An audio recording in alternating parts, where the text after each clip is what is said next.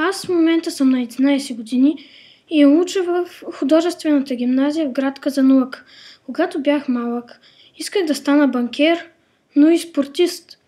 Сега в момента искам да стана дизайнер, пространствен дизайн.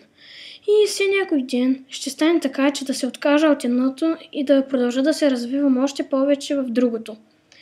И в момента искам с сила доста да стана и скулптор, художник и дизайнер.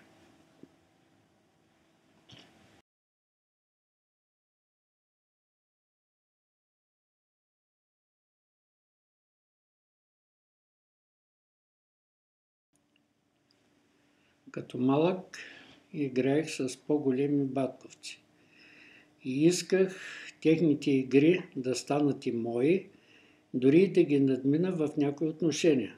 Така се научих да играя шах.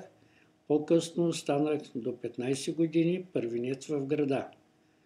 И през зимата обичах много ски спорта и също надминах и батковците и ги побеждавах на градски първенства.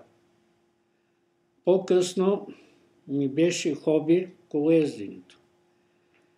Участвах в юношески републикански първенства.